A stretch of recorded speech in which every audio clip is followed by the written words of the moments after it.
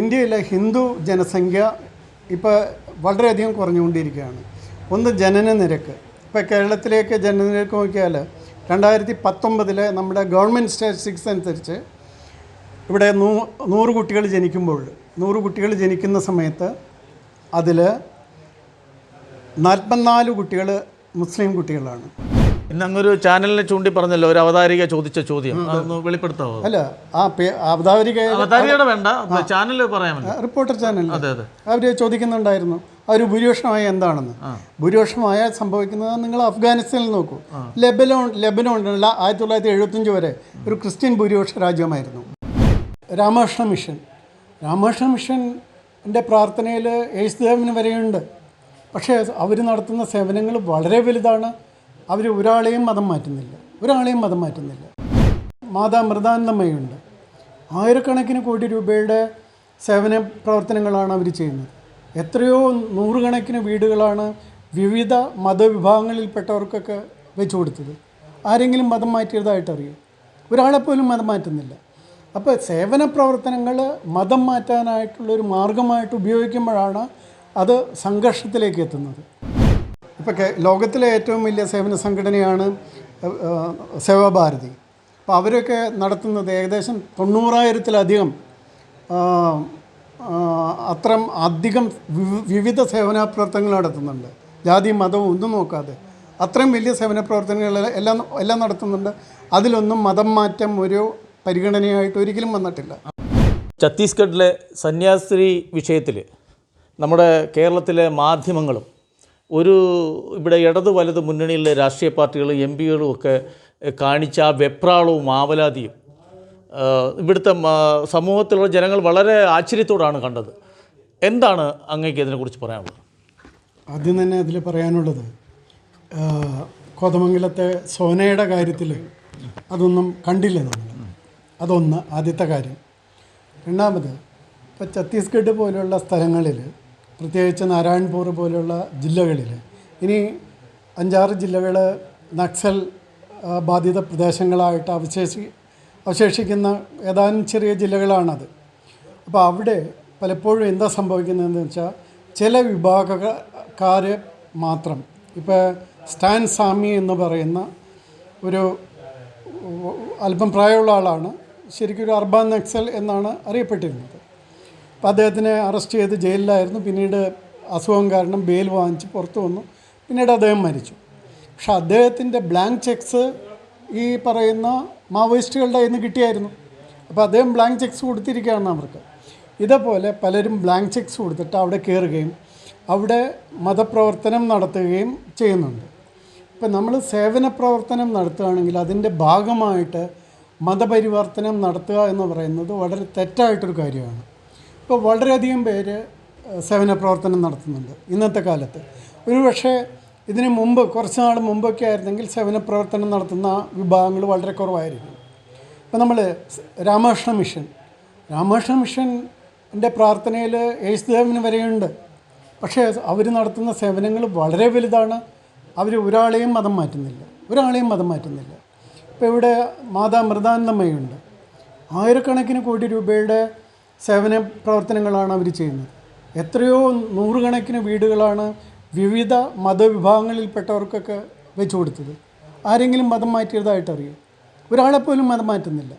അപ്പോൾ സേവന പ്രവർത്തനങ്ങൾ മതം മാറ്റാനായിട്ടുള്ളൊരു മാർഗമായിട്ട് ഉപയോഗിക്കുമ്പോഴാണ് അത് സംഘർഷത്തിലേക്ക് എത്തുന്നത്.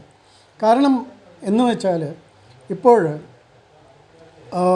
ഒരു കർദിനാളാണോ ബിഷപ്പാണോ പറയുന്നത് കേട്ടു, 1951 ഞങ്ങളുടെ ജനസംഖ്യയിൽ ഞങ്ങളുടെ പ്രാതിനിധ്യം 2.5% 2021 സെൻസസിലും ഞങ്ങളുടെ ഇന്ത്യയിലെ ജനസംഖ്യയിലെ പ്രാതിനിധ്യം 2.5% തന്നെയാണ്. അങ്ങനെയാണെങ്കിൽ ഞങ്ങൾ മതപരിവർത്തനം നടത്തുകയാണെങ്കിൽ ഞങ്ങളുടെ ജനസംഖ്യ വളരെ കൂടേണ്ടതാണെന്ന്. അത് എന്തുകൊണ്ട് സംഭവിക്കുന്നത് വെച്ചാൽ, ക്രിപ്റ്റോ ക്രിസ്ത്യൻസ് എന്ന് പറയുന്നതാണ് ഭൂരിപക്ഷം. ഞാനൊരു എക്സാമ്പിൾ പറഞ്ഞാൽ, എൻ്റെ ബാച്ചുകളിലൊക്കെ ഉണ്ടായിരുന്ന, അല്ല അതിന് മുന്നേ ഉണ്ടായിരുന്ന ബാച്ചുകളിലുണ്ടായിരുന്ന പലർക്കും, ഇപ്പോൾ തമിഴ്നാട്ടിൽ നിന്നുള്ളവരുണ്ടായിരുന്നു, അവർക്ക് IAS കിട്ടി. IAS കിട്ടിയിരിക്കുന്നത് ഷെഡ്യൂൾഡ് കാസ്റ്റ് വിഭാഗത്തിലാണ്. പക്ഷെ അവർ പ്രാക്ടീസിങ് ക്രിസ്ത്യൻസ് ആണ്. അപ്പോൾ 40-45 വർഷം മുമ്പേ ഇങ്ങനെ മതം മാറിയിട്ടും മതം മാറാതെ. ഇപ്പോൾ പഞ്ചാബിൽ കുറേയധികം സർദാർജികൾ മതം മാറിയിട്ടുണ്ട്. കാരണം സിഖുകാരുടെ ഇടയിലും ഈ പറയുന്ന ജാതികളൊക്കെ ഉണ്ട്. അപ്പോൾ അതിലെ ഒരു വിഭാഗങ്ങൾ പ്രധാനമായിട്ടും മതം മാറിയിട്ടുണ്ട്. അവർ പക്ഷേ സർദാർജികളുടെ എല്ലാ വേഷഭൂഷാദികളും ഉപയോഗിച്ചാണ് നടക്കുന്നത്. നമുക്കറിയാൻ പറ്റില്ല. അവർ റെക്കോർഡിൽ മാറുന്നില്ല. മനസ്സിലായോ? അപ്പോൾ രേഖകളിൽ ഹിന്ദുവായിട്ട് ജീവിക്കുകയും ഹിന്ദുവായിട്ട് കഴിയുകയും ഹിന്ദുവിൻ്റെ SC പ്രയോജനവും OBC പ്രയോജനവും ഒക്കെ ഉപയോഗപ്പെടുത്തുകയും അതേസമയം മതം മാറുകയും റെക്കോർഡിൽ സെൻസസ് എടുക്കുന്ന സമയത്ത് അവർ ഹിന്ദുവായിട്ട് വരികയും ചെയ്യുന്നു. അങ്ങനെ വരുമ്പോൾ എന്ത് സംഭവിക്കുന്നു വെച്ചാൽ, ഇപ്പോൾ 1951 85% ഉണ്ടായിരുന്ന ഹിന്ദുക്കൾ 2011 ആയപ്പോൾ 79%. ഈ 79% വാസ്തവത്തിലില്ല. കാരണം ഈ ക്രിപ്റ്റോ ക്രിസ്ത്യൻസിനെ കൂടി അതിന് റെഡ്യൂസ് ചെയ്യണം. ഈ മുസ്ലിമിൻ്റെ കാര്യത്തിൽ അങ്ങനെയല്ല. അവർ മതം മാറിയവരായിട്ട് അല്ലാതെ മതം മാറാത്തവരായിട്ട് നിൽക്കുന്ന പ്രശ്നമില്ല. എത്ര മുസ്ലിമുണ്ടോ അത്ര മുസ്ലിമുണ്ട് എന്നുള്ളതാണ്. അല്ല, അത് കണക്ക് തന്നെ നമ്മുടെ അങ്ങിപ്പോൾ പറയല്ലോ, കൊല്ലം ജില്ലയിൽ തന്നെ ഒരു SNDPയുടെ ഒരു ശാഖയിൽ അങ്ങേക്ക് വ്യക്തമായിട്ട് അറിയാവുകയും അത് വിശ്വ ഹിന്ദു പരിഷത്തിനോട് ബന്ധപ്പെട്ട് അത് അത്തരത്തിലൊരു മതം മാറ്റം നിർത്തലാക്കുന്ന അനുഭവം അങ്ങേക്ക് ഉണ്ടായല്ലോ. അത് കൊല്ലം ജില്ലയിലല്ല, അടുത്ത ജില്ലയിലാണ്. അപ്പോൾ അല്ല, അത് 20 വീട്ടുകാർ. അപ്പോൾ അവിടെ അവർ മതം മാറാൻ നിൽക്കുകയായിരുന്നു. അത് SNDPക്കാരോട് തന്നെയാണ് ആദ്യം ഞാൻ പറഞ്ഞത്. വിശ്വ ഹിന്ദു പരിഷത്തിനോടും പറഞ്ഞിരുന്നു. എന്തായാലും അവരെ കണ്ടു, അവരെ മനസ്സിലാക്കി, അതുകൊണ്ട് അവരുടെ നിർത്തി. ഇനി പണ്ടൊക്കെ, അതായത് സ്വാതന്ത്ര്യം കിട്ടുന്നതിന് മുമ്പൊക്കെ, ഇപ്പോൾ ശ്രീനാരായണ ഗുരു അദ്ദേഹത്തിൻ്റെ അടുത്തും മതം മാറാനായിട്ട് സായിപ്പ് വന്നപ്പോൾ അദ്ദേഹം ചോദിക്കുന്ന കാര്യങ്ങളൊക്കെ ഉണ്ട്. നിങ്ങൾ എന്ത് പറയാനാണ് വന്നത്?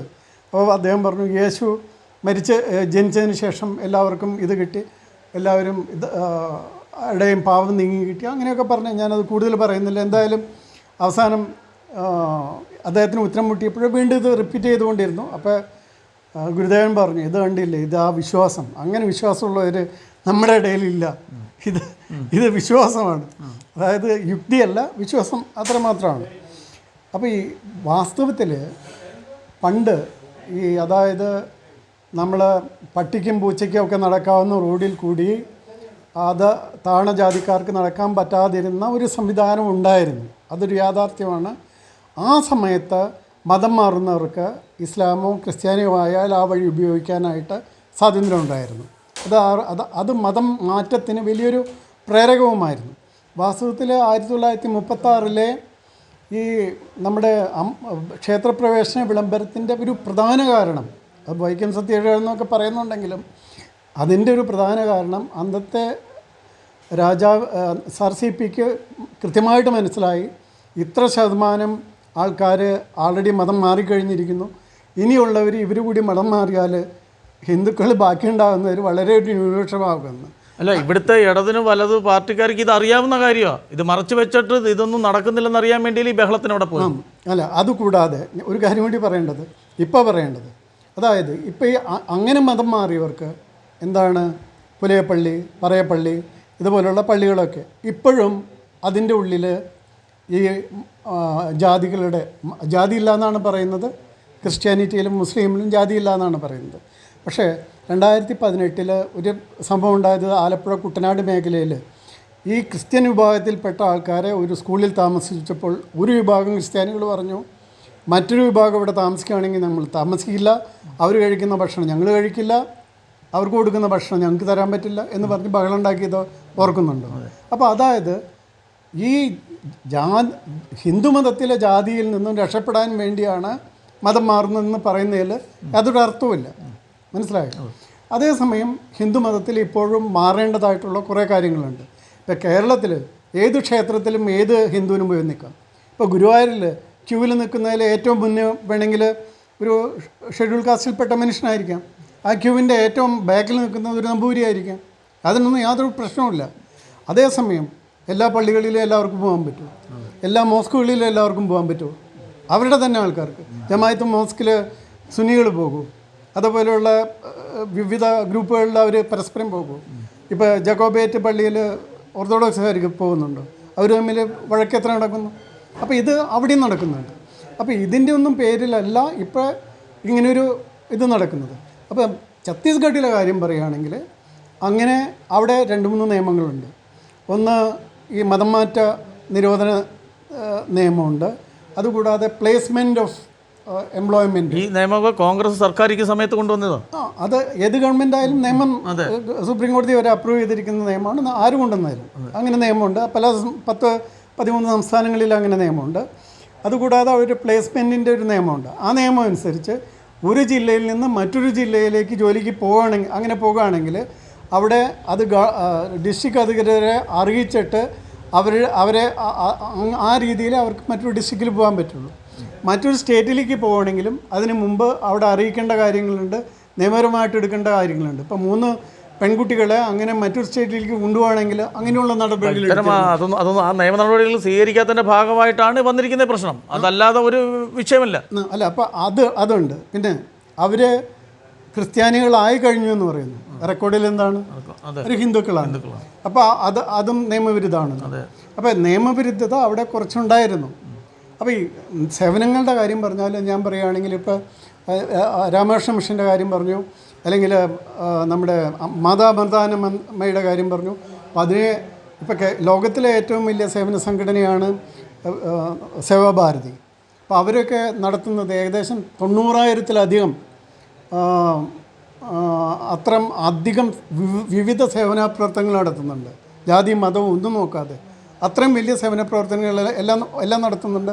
അതിലൊന്നും മതം മാറ്റം ഒരു പരിഗണനയായിട്ട് ഒരിക്കലും വന്നിട്ടില്ല. അത്തരം കാഴ്ചകളൊന്നും കണ്ടിട്ടില്ല.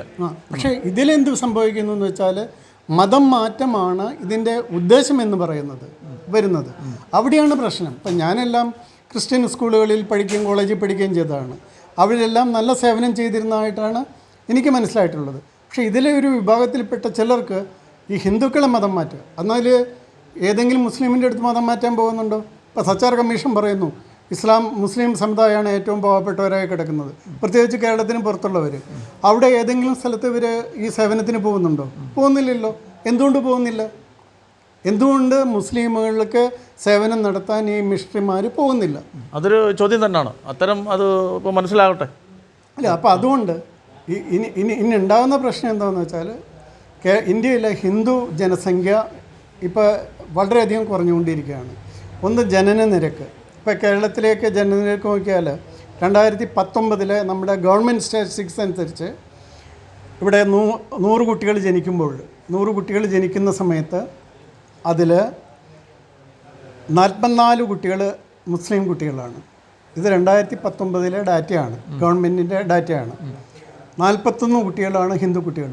54-ലധികം ശതമാനമുണ്ട്. അതായത് മുസ്ലിമിൻ്റെ ഇരട്ടിയിലധികം ഉണ്ട് ഹിന്ദു. പക്ഷെ അവർക്ക് ജനിക്കുന്ന കുട്ടികളുടെ എണ്ണം 41 ഉള്ളൂ. 44 മുസ്ലിമാണ്. ക്രിസ്ത്യാനികൾ വളരെ പുറകിലാണ്, 14 അതിന് താഴെയുള്ളൂ. ക്രിസ്ത്യാനികളുടെ ജനനനിരക്കും വളരെ കുറവാണ്. അപ്പോൾ ഈ ഇപ്പോൾ ഹിന്ദുവിൻ്റെ അഖിലേന്ത്യാ തലത്തിലുള്ള TFR എന്ന് പറയുന്നത് തന്നെ 1.9 താഴെയാണ്. അപ്പോൾ എന്ത് സംഭവിക്കുന്നതെന്ന് വെച്ചാൽ നമ്മുടെ ജനസംഖ്യ നിലനിർത്താനായിട്ട് 2.1 വേണം. അതായത് ഒരു സ്ത്രീക്ക് 2.1 കുട്ടികൾ ആവറേജ് ഉണ്ടാകണം. അതില്ല, അത് കുറഞ്ഞുകൊണ്ട് വരികയാണ്. മറ്റൊരു ഭാഗത്ത് 2.4-ഉം 5-ഒക്കെ ആയിട്ട് നിൽക്കുന്നതുകൊണ്ട് അത് കൂടിക്കൊണ്ടുവരികയാണ്. അത് ഒഫീഷ്യലായിട്ടുള്ള ഫിഗറാണ്. അൺഒഫീഷ്യലായിട്ട് അതും മേലെയാണ്. അതുകൂടെ അപ്പോൾ അതിൻ്റെ കൂടിയാണ് മതം മാറ്റം. അപ്പോൾ മതം മാറ്റം കൂടി വരുമ്പോൾ ഹിന്ദുക്കൾ ആകെ കുറവാണ്, അതിൽ കുറയുന്നു. പിന്നെ അതും കൂടാതെയാണ് ബംഗ്ലാദേശ് പോലുള്ള ഈ സത്യങ്ങളൊക്കെ മനസ്സിലാക്കിക്കൊണ്ടാണോ സമൂഹത്തിൽ അങ്ങ് ഇറങ്ങി ഒരു പ്രവർത്തനത്തിൻ്റെ ഭാഗമായിട്ട് പല സേവന പ്രവർത്തനങ്ങൾക്ക് മുൻകൈ എടുത്ത്? ഞാൻ എല്ലാ കാര്യത്തിനും ഇത് യാഥാർത്ഥ്യങ്ങൾ എല്ലാവരും പറഞ്ഞ് മനസ്സിലാക്കാൻ ശ്രമിക്കുന്നു. ഞാനൊരു പാർട്ടിയുടെ ലേബലിൽ പോകുന്നില്ല, ഈ കാര്യങ്ങൾ പറയുന്നു. എന്നാലും സമൂഹത്തിൽ നിന്ന് ആർജിച്ചെടുത്ത അറിവ് പൊതുസമൂഹത്തിലെ ജനങ്ങളോട് ഇത്തരം കാര്യങ്ങൾ പകർന്നു കൊടുക്കാൻ വേണ്ടിയാണ് അങ്ങയുടെ ഈ ശ്രമം. എല്ലാവർക്കും അങ്ങനെ എല്ലാവരും മനസ്സിലാക്കണം. ഇന്ത്യ പോകുന്ന അപകടം നോക്കൂ. നമ്മൾ ഈ സ്വാതന്ത്ര്യം, ജനാധിപത്യം, സോഷ്യലിസം ഇതൊക്കെ പറഞ്ഞു നടക്കുന്നവർക്ക് മനസ്സിലാകേണ്ടത് ഇതിൽ ഹിന്ദുക്കൾ ഭൂരിപക്ഷമുള്ളത് കൊണ്ട് മാത്രമാണ് ഇവിടെ ഇങ്ങനെ നടക്കുന്നത്.